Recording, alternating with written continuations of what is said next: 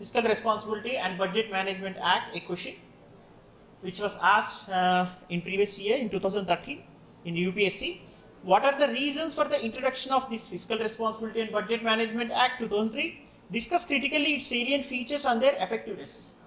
Okay, this was a question in 2013, and we have asked a question, that is, what are the provisions of this FRBM, and elaborate the reasons behind the enactment of such FRBM. This is a fundamental and basic standard of question, and let us understand the salient features of FRBM. Before that, we will have what is FRBM and objectives of it, and later you will get to know the reason behind the enactment of such FRBM.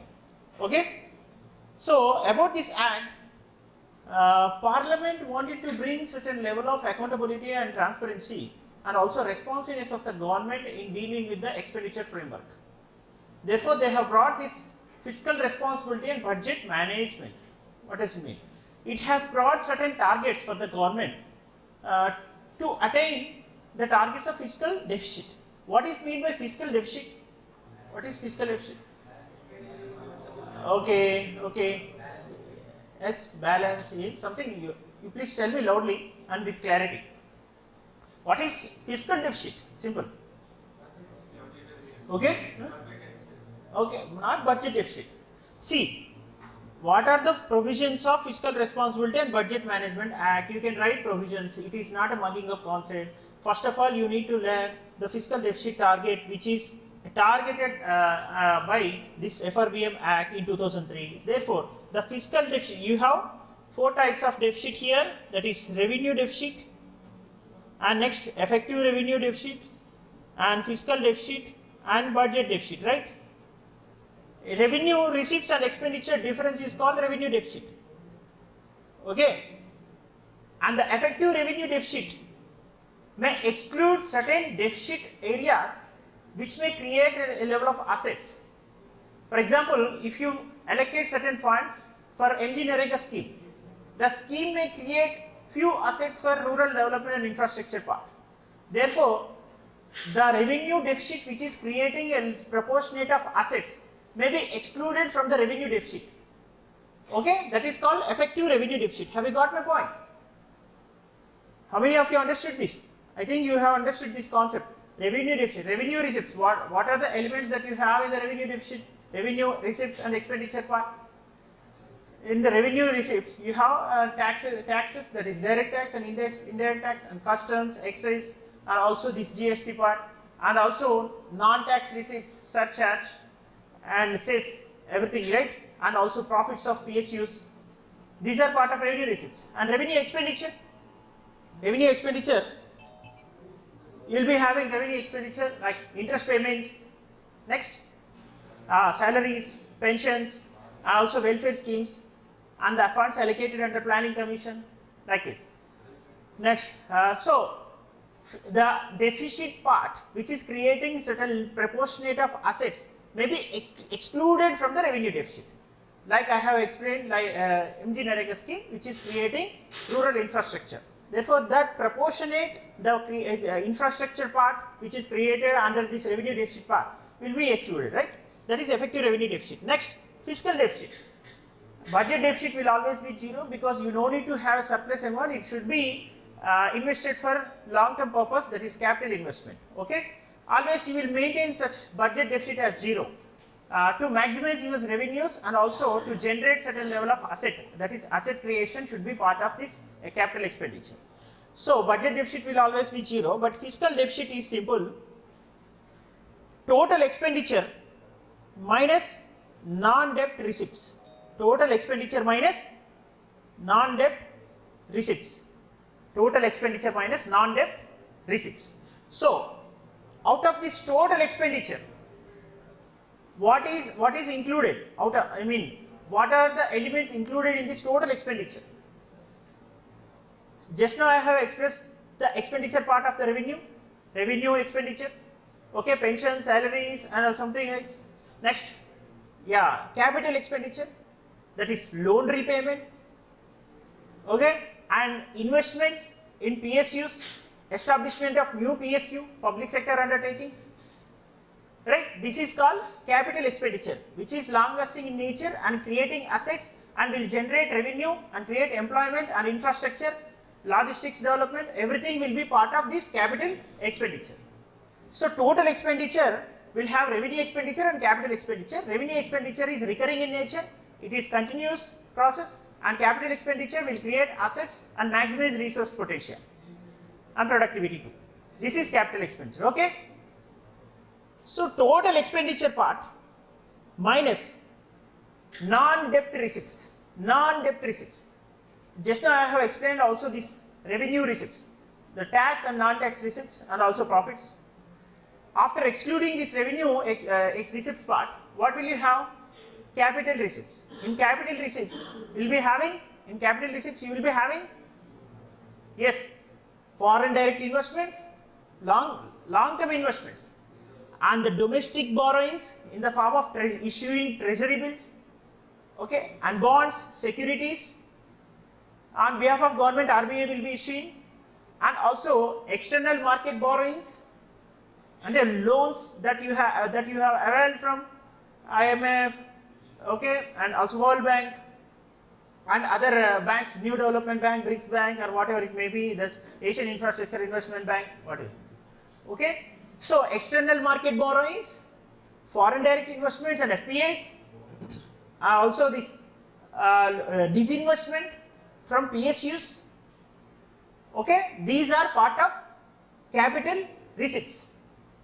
Okay, the domestic borrowing and also the external market borrowing and foreign direct investments and disinvestments, these are part of capital receipts. Hitesh, what did you say, revenue? So why are you confusing? It is very clear, right? You might have gone through this basic concepts of economy. Okay, revenue receipts, revenue capital receipts, revenue expenditure, capital expenditure, and revenue is recurring in nature. It is continuous and it is not generating any kind of asset and capital formation, and it will not create long lasting impact on the economy in terms of job, infrastructure, entrepreneurship opportunities, everything. Revenue, okay, but with respect to capital receipt and expenditure, you will be creating assets and developing infrastructure, logistics part, and you will be investing on human resource development aspect too. Okay, so skill development initiatives that are introduced in PSUs also. Okay, okay, fine. That is total expenditure minus non-debt receipts. Okay. Total expenditure minus non-debt receipt. What are the non-debt receipts here? Entire revenue receipt, tax receipt and non-tax receipt and profits. Okay, this is non-debt in nature. And also foreign direct investments and foreign portfolio investments and disinvestments. The government is not required to pay back. In the revenue expenditure part, you will be having interest payments. But here, you are taking loans from others. So excluding those loans. Now, disinvestment is not a loan. Government is not required to pay back. This investment, it is taking back its investment. It is withdrawing its investment from public sector undertakings. And it is attracting investment from foreigners, that is in the form of institutional or individuals, FDIs or FPIs. Okay? And government is also availing certain loans, institutional loans, and in the form of domestic loans or external market borrowings. You are excluding those market borrowings in the capital expenditure part. Okay? You are excluding that. You are only taking the receipts which are non-debt in nature. Non-debt receipts. If you include non-debt receipts, in this fiscal deficit part, that is total expenditure minus non-debt receipts. In this formula, I am only considering total expenditure minus non-debt receipts. In this total expenditure, if you exclude non-debt receipts, just shall I write like this? Suppose total expenditure minus non-debt receipt means total. I'll write here. Total receipt minus market borrowing, very simple, right? Total expenditure minus non-debt receipt. Total expenditure minus non-debt receipt. Non-debt receipt. Here, total receipts minus debt receipts. Non-debt receipts means what? Non-debt receipt means out of the total receipts you get, you are excluding debt part. Okay, the debt is market borrowings. Either it is domestically acquired or internationally in the form of external market borrowings. Okay. So let's solve this equation. Total expenditure minus whole bracket of total receipts minus market borrowing. This minus into plus minus, this minus into minus plus. Isn't it? I am talking about fiscal deficit. I am talking about fiscal deficit. So it is very clear that total expenditure minus whole bracket of total receipts minus market borrowings. This is about fiscal deficit. So fiscal deficit is equal to total expenditure. This minus into plus is minus, that is total receipts, and minus into this minus is plus market borrowing. Therefore, total expenditure minus total receipts will be cut down, and FD is equal to, here, FD is equal to market borrowing. What is the equation here? Total expenditure minus total receipts plus market borrowing.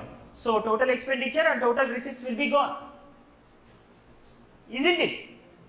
Next, the remaining aspect is only the market borrowing. FD is equal to market borrowing. You will have one more deficit, that is primary deficit. Primary deficit. You will have one more deficit, that is primary deficit. What is this primary deficit? That is, the government of India is also paying back some sort of deficit that it has, right? Some sort of debt will be paid back every year in its budgetary allocations in the form of interest payments. Isn't it? So if you exclude interest payments from the borrowing aspect, borrowing receipts, if you exclude interest payments from these borrowing receipts, that is called primary deficit. This market borrowing, if you minus interest payments, MB minus IP, in this market borrowing, you have FD is equal to MB, right? Now to attain this PD, primary deficit, you are excluding interest payments from market borrowings. MB minus IP. Okay, this is a liability of the government. Interest payment is liability of whom? Government of India. So government is reducing this liability in the form of interest payments. Okay, it is paying interest for the loans that it has taken. Okay, so certain level of, at least some proportion of liability is being reduced by paying these interest payments, because the loan may be extended if you are paying continuously this interest. Okay, the lender may not be objecting much, simply in layman terms, if you understand this concept. And every year you are paying interest for the loans that you have taken, and if you exclude these interest payments, that is liability that you are reducing from more liability that is in the form of market borrowings. Okay, you have taken loans from the market, and you are also removing interest payments that you have paid back to the market. So the market borrowing minus interest paid by you is called the deficit that you have attained, primary deficit. So this MB minus IP is equal to primary deficit. If you make it, this is called primary deficit. Primary deficit. This is market borrowing minus interest payment is primary deficit. Okay. Therefore, can I draw an analogy? FD is equal to here market borrowing, FD is equal to MB, and PD, primary deficit, PD is equal to MB minus IP. So this MB is already, FD is equal to MB, right? FD is equal to MB. This MB is FD. FD minus IP is equal to primary deficit. And if you bring this IP to here, PD plus IP is equal to FD. Therefore, FD is equal to PD plus IP2. Very simple, right? So, I am telling once again, primary deficit is a deficit when you exclude the interest payment from the market borrowing. So, this primary deficit is equal to MB minus IP. So, the market borrowing, already I have explained what is market borrowing here. Fiscal deficit. Okay, fiscal, that is the debt receipt, entire debt that you have made, excluding all the non-debt receipts from your total expenditure. That is called primary deficit. That is called a fiscal deficit. Okay. In this fiscal deficit, that is called market borrowing is nothing but fiscal deficit, right? Minus IP, that is PD is equal to FD minus IP, and PD primary deficit plus IP is equal to FD always. So, for simply the market borrowing concept, market borrowing element includes two aspects. That is includes two aspects. That is market borrowing is fiscal deficit, and at the same time, if you include interest payment to the primary deficit, that is also fiscal deficit. Okay, if you exclude interest payments from the market borrowing, that is primary deficit. Okay, so it is very simple concept. If you remove all the debt receipts from the total expenditure, you will get total borrowings that you have got this year. Total borrowing. The total borrowing after excluding all the non-debt receipts, is called fiscal deficit. Right? So, this fiscal deficit is equal to market borrowing. If you remove interest payments from this market borrowing, you will get primary deficit. Right? So, PD is equal to MB minus IP. PD is equal to FD minus IP. So, in fiscal deficit, if you exclude interest payments, that is primary deficit. Right? So, FD is equal to MB, either MB or FD is equal to PD plus IP. Both are same. Okay. Primary, why do you call it as a primary? In the total expenditure part, you are excluding non-debt receipts. In the total expenditure part. In this total expenditure umbrella, you will have interest payment also. In the total expenditure part, you are excluding non-debt receipts. Okay? In the receipts part, when you are not including debt receipts, in your receipts part, when you are not including debt receipts, but in the expenditure part, you are including liabilities paid back. Total expenditure, yes. In the expenditure part, you are including liabilities that you have paid back. Some sort of liability that is in the form of interest payments. Therefore, to remove such a distinction, that is certain portion of liability that you are paying back in the form of total expenditure, therefore, if you remove that kind of proportion of liability, that is interest payment, therefore, you will get primary deficit. That is called the primary deficit. Okay, I think few people are like this, some few people have got clarity. Now let us interact with each other. Okay, let us interact. I will ask you questions, you answer me. Okay, this is hypothetically I will give you few questions. You have 100 rupees in your pocket. That is your own money you have earned, and you have taken loan of 100 rupees. Okay, the 100 rupees is your borrowing amount. 100 rupees your hard-earned money. Fine. So, this is the total receipt that you have in your hand, 200 rupees. And let us consider the expenditure part for your vegetables and chicken, eggs, something else. That is 120 rupees. 120 rupees. Total expenditure. And also you will have interest payments of 30 rupees. And you have invested 50 rupees. You have invested 50 rupees, 30 rupees interest payment, and 30 rupees interest payment, 120 rupees is your general expenditure, okay, for your livelihood.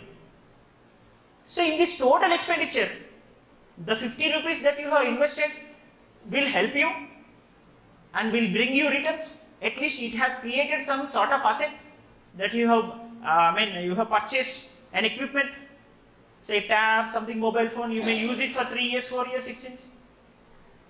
And you are using 120 rupees for your livelihood purpose, that is revenue in nature, that is recurring. You won't be getting any long lasting benefit out of it, just it is for the sake of your feeding stomach, right? Okay. But what about those 30 rupees out of this total expenditure that you have made, interest payment?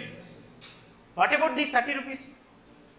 Yeah, the amount that you have borrowed already 100 rupees from somebody, already you have borrowed somebody the 100 rupees. And to sustain those 100 rupees as a borrowing element, and if you don't pay interest to the lender for 5 years, what will happen? It is called bankruptcy. You will become bankrupt, right? So if you are able to pay back interest regularly, will the lender ask you any question? No, because he will get returns out of you, the amount that is invested in the form of loan given to you. Okay, some ex-person, Hitesh, has given loan of 100 rupees to this Satvik, and Satvik is paying every year 30 rupees as an interest, and this is an investment of Hitesh. He will not ask question to Satvik. If Satvik is unable to pay for 5 years, definitely it is called bankruptcy, right? So to remove such an element of bankruptcy, what should you do? You have to pay back at least interest payments, right? This interest is paid out of what? The amount. Yeah, the borrowed amount, right? In this entire balance sheet, out of the total receipts, that is 200 rupees, out of the total receipts, 200 rupees, you are also including expenditure part of 30 rupees, that is in the expenditure also you got 200 rupees. But from the market borrowing only, you are paying back the interest here, 30 rupees. Isn't it? Because you haven't got income of 130 rupees here. You haven't got income of 130 rupees here. If you get 130 rupees interest, you have utilized for your purpose, that is 100 rupees only, and you are paying back interest 30 rupees from your hard-earned money, that is fine. But you are not paying back interest from your hard-earned money, and you are using the market borrowings for paying back these interest payments also. Therefore, you need to get actual deficit amount. Okay, that is called primary deficit. After excluding the interest paid back, the liabilities which you have reduced a little bit, and you are continuing in nature from the entire borrowing amount, the borrowing receipts, debt receipts. Okay, so if you exclude these interest payments from the market borrowing, you will get primary deficit. If you exclude total non-debt receipts from the total expenditure, total non-debt receipts from the total expenditure, you will get only debt receipts. That is called, the only total debt receipt is called fiscal deficit. Okay, market borrowing. Simple. So they have a little bit of interlink between them. What is the problem here? If I continuously taking so much of loan, and if I am unable to pay back again, what will happen in future? I will become bankrupt, and I will be extracting so much of money in the form of market borrowings. I am not enhancing and maximizing my revenues here in the form of capital expenditure. I am not using the loan that you have taken already for the purpose of capital investment, but I am using it for the purpose of paying back interest or for making salaries or pensions or something else. Okay, for pressing button. Okay. So After taking so much of loan, I am just pressing the button to disburse the amount to the accounts of all the beneficiaries. So the revenue which should be generated here for the purpose of revenue expenditure should be your own, not from the purpose of revenue expenditure from the borrowing elements, that is debt receipts. So this is called fiscally or financially imprudent practice. This imprudent practice in the fiscal system should be set in the right order. That is why the government has put certain threshold in the borrowing aspects, the borrowing limits of on the government. Say certain threshold, that is the limitations were imposed by this Fiscal Responsibility and Budget Management Act. The limitations were imposed on what? Fiscal deficit part. So the fiscal deficit should never increase more than 3%. By 2008, when the Act was passed in 2003-04, the Act imposed limitations on the government, all state governments and also the central government, not to extract as much loan as possible. That means the loan should never extract, the loan should never go beyond 3% of the entire receipts part. Okay.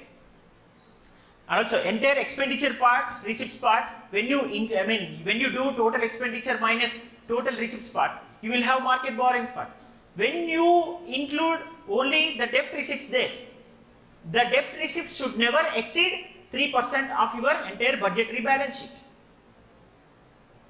This is the target that is put forth under this FRBM Act. Okay.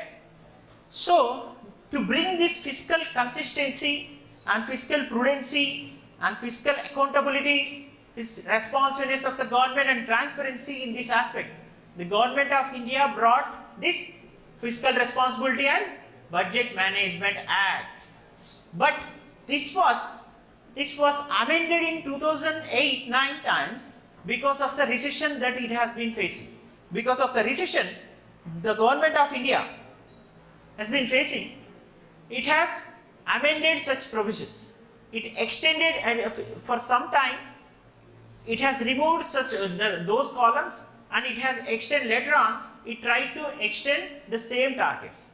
Now the few state governments are unable to meet these FRBM targets. That you know already which state government is actually exceeding the limitations.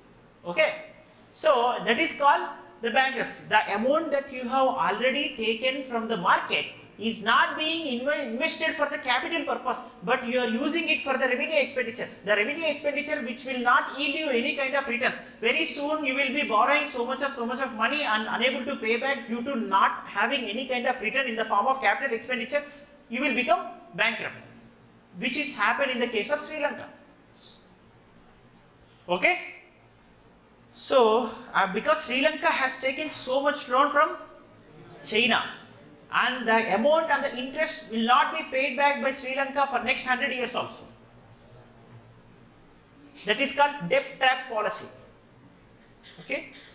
Next, coming to this part, that is FRBM enactment, reasons, the objectives.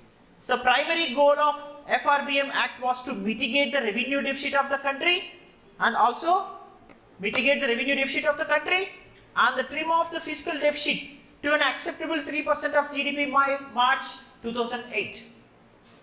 And next, but due to onset of global financial crisis in 2007, just now I have told you that it has initially differed with such a target. Okay, in 2009, differed with such target means government has provided, the legislation of this act has provided certain exemptions after doing this amendment. Okay, if you are unable to attain the fiscal deficit target, no problem, you can take few exemptions until you have come out of this kind of recession. In 2011 onwards, the Economic Advisory Council again formally encouraged the Government of India to implement these FRBM provisions after this recession is going on, right? Next part. Welcome. Enactment of FRBM Act, that is former Finance Minister of India, Yashwant Sinha, has actually proposed this fiscal responsibility budget management in 2000 during 1999 and 2004 times, there were many initiatives brought by the Vajpayee government. The initiative out of this Prime Minister, okay, Sadak Yojana, what do you call? Yes, and FRBM Act, and removing regulations on the print and press media, few, and allowing private investors to come into picture there. And these were the greatest reforms. Next, moreover, it was proposed due to high fiscal and revenue deficit and high debt to GDP ratio. It was proposed due to high fiscal and revenue deficit, actually which is going on now. High fiscal and revenue deficit and also high debt to GDP ratio. That is the reason behind bringing this Fiscal Responsibility and Budget Management Act. FRBM will definitely reduce the FD target, and also very soon it will attain the targets in terms of nullifying the revenue deficit.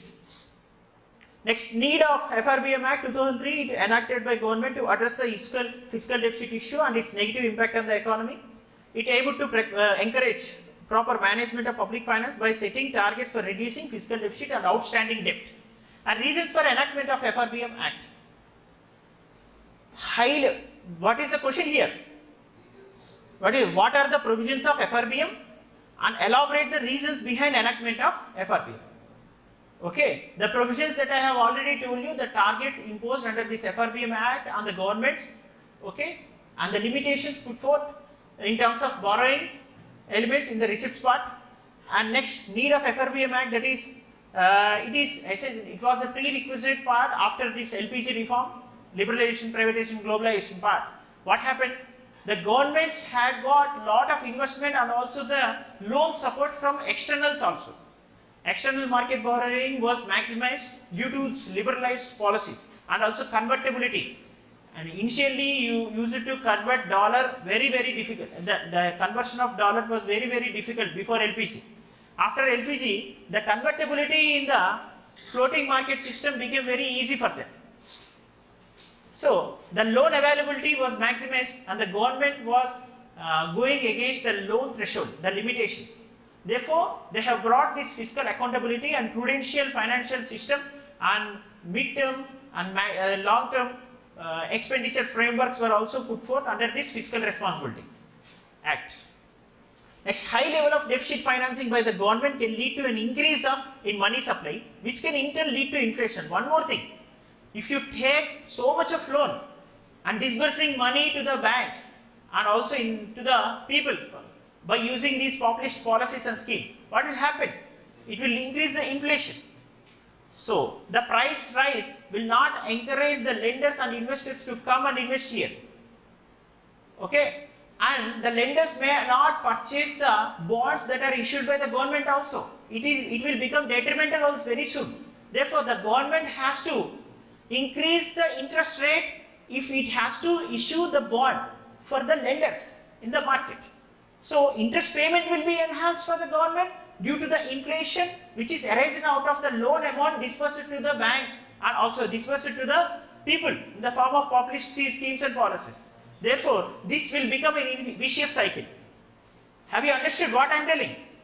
The vicious cycle will be arisen out of what? Vicious cycle will be arisen out of what? The amount that I have taken in the form of loan will be disbursed to the beneficiaries by using these populist policies and schemes rather than investing for the capital. If I am not investing for the capital and using it for the purpose of just benefiting the beneficiaries, and by bringing these populist policies, the cash in the hands of the people will raise the price of various goods and services. When the price rise is witnessed by the lenders in the market, they will not lend money to the government again. Government has to enhance or maximize benefits of these bonds issued by the government in the form of treasury bills also. Therefore, the government has to pay back so much of interest for the loans for the future that it is going to avail from the market. Are you getting what I am telling? This will be. And next aspect of crowding out effect. Crowding out effect. This might be a prelims question it seems, but crowding out effect. What is the crowding out effect? If the government is taking so much of loan from the public, and the private investors who want to avail this loan from the banks in the form of securities or debentures or T-bills or something. T-bills are issued only by the government, but if private bond is to be sold in the market, it may not be having such a huge market of lenders who will give them the loans, because of the loans that are already available by the government to maximum extent in the market. So the lenders are busy in investing in secured investments that are issued by the government, because the bonds issued by the government are more secure in nature. Irrespective of the less interest payment from the side of the government, they will try to invest in the bonds issued by the government only, and they will not show any interest in the private investments in the form of share market or debentures or the bonds issued by the private players. Isn't it? So the private players will get less market in terms of lending. So this is called crowding out effect. Crowding out effect. Because of the so much of loan that is available by the side of the government from private players in the market, the private players, the investors, the entrepreneurs may not be availing the loan, okay, from those private players only. So the private market will get disrupted in the loan market especially.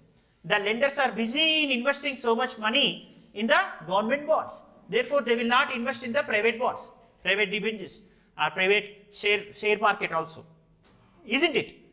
Because they will feel insecure when it comes to the market economy, and also most of the masses don't have such a certain awareness, especially the government employees are also these above middle class families from medicine and software background, right? Those people will be investing amount in the form of government loans and bonds, government, okay? So this is called crowding out effect.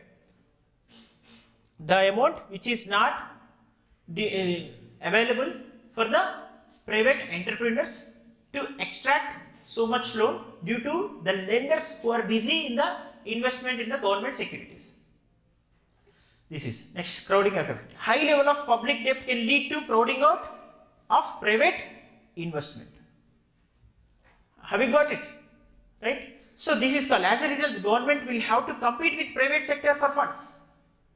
Government has to offer, yes, discount rates, offer coupon rates. Government has to give more interest to compete with private players again. Private players may not be getting loan here because the government is competing. Ultimately, it will lead to lack of investment from the private players also, because government is unable to invest already.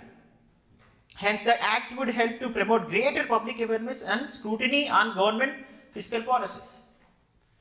So, lastly, the FRBM also aimed to promote fiscal discipline, economic stability by ensuring that government's policies were sustainable over the long term. This is the actual target of FRBM Act.